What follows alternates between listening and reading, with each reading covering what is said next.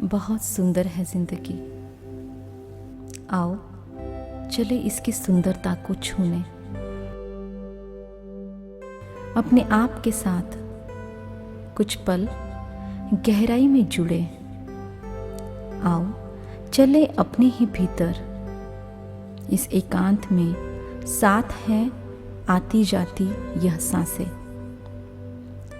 लंबी और गहरी सांसों को देखते चले, हर आने वाली सांस और हर उच्छ्वास को गहराई से महसूस करें। वाह, कितना खुशनुमा यह एहसास है जब मैं धीरे धीरे अपने ही गहरे स्वभाव विश्व में उतरने लगता हूँ। यह मेरा अपना विश्व है, मेरा ओरिजिनल स्वभाव विश्व, जहाँ मैं ही एक दर्शक बनकर अपने व्यवहार और उनको कार्यान्वित करने वाले विचारों को चेक कर पाता हूँ। मुझे क्या छोटी छोटी बातों में इमोशनल हो जाने की आदत है?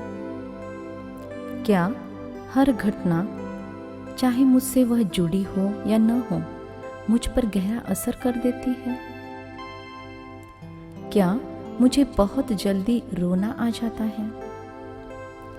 किसी भी व्यक्ति का, किसी सिचुएशन का मुझ पर गहरा प्रभाव पड़ जाता है? कोई पर हो रहा अन्याय, सृष्टि पर हुई कोई प्राकृतिक हलचल, कोई अप्रिय घटना क्या मुझे तुरंत झकझोर देती है? यदि हाँ, तो यह अति भावनिकता है, सेंसिटिविटी। यह जैसे बार बार वार करती है तो आप ओवर सेंसिटिविटी को स्वीकारते जाते हैं और यह आपके व्यक्तित्व पर असर करने लगती है।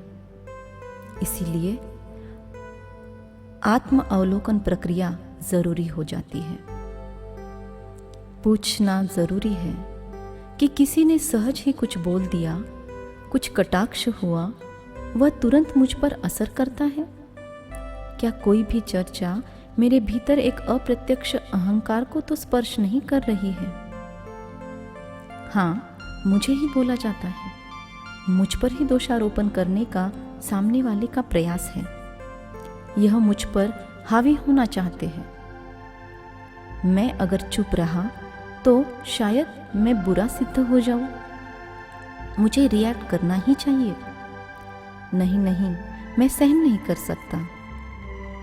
यही सब विचार प्रमाण है कि मुझ में भावनिक परवशता है, मेरा स्वभाव सेंसिटिव है।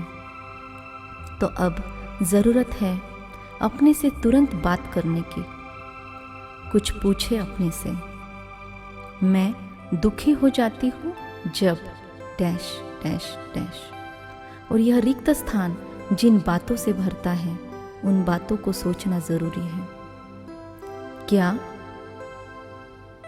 यह बातें इतनी जरूरी है जो मैं अपने सुख को खो देती हूँ इनके लिए?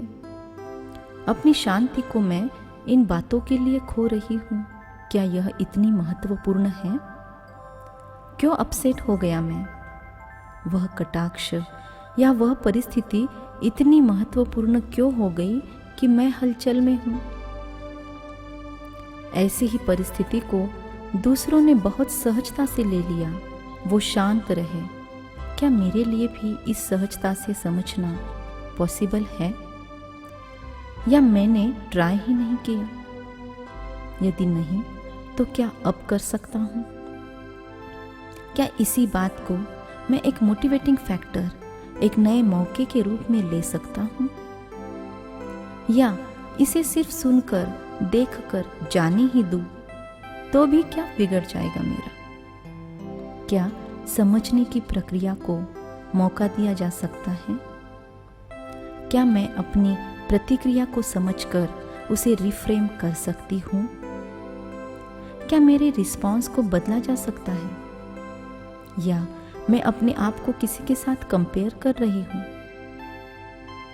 या मुझे कुछ अपेक्षित था किसी से और वह वही व्यवहार करे तो मैं खुश हो जाऊं, परंतु मैंने जो सोचा वह नहीं हुआ और इसीलिए वह न किया गया तो मैं नाराज़, मैं हर्ट, दर्द में चला गया। जब जब हम नकारात्मकता से प्रभावित होते हैं तब तब वह घटना, वह सारी भावनाएं हमारे जीवन के दूसरे क्षेत्रों को भी प्रभावित करने लगती है और बातें वैसे नहीं रहती जैसे हमें रखनी होती है। इसीलिए इस भावनिकता को समझकर बदलना ज़रूरी हो जाता है। यह प्रक्रिया हमें अपने अस्तित्व से ही सही रूप में जोड़ती है।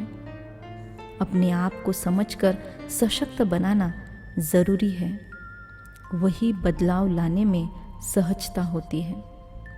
तब प्रति उत्तर देकर क्विक रिएक्शन की वजह से होने वाले गिल्ट से हम अपने आप को बचा पाते हैं। बातें वैसी ही हैं जैसी वो है, जैसा उन्हें होना चाहिए था। भले इस वक्त हम उसे नहीं नाप पा रहे, पर सोचे कि यह बात ऐसी भी हो सकती है और वैसी हुई है, स्वीकार ले। क्या प्रतिरोध ही एक उपाय है मेरे पास? क्या मुश्किलों को जीता जा सकता है? क्या मुझे बदलना संभव है? हाँ। क्या मैं फ्लेक्सिबल हो सकता हूँ? हाँ। क्या सहज स्वीकार शक्य है? हाँ, मैंने कई बार मुश्किल घड़ियों में खुद को सक्षमता से टिका कर रखा है। मैं इन परिस्थितियों की कठपुतली नहीं, मैं बदलाव पसंद करता हूँ। मुझ में नवीनता को अपनाने की रचनात्मकता है। नई सीख मुझे प्रगल्भता की ओर, बड़प्पन की ओर, महानता की ओर लेकर जाती है और मैं सहज हूँ परिवर्तन की इस प्रक्रिया में। मैं स्ट्रांग हूँ, सशक्त हूँ। मैं स्ट्रांग हूँ, सशक्त हूँ।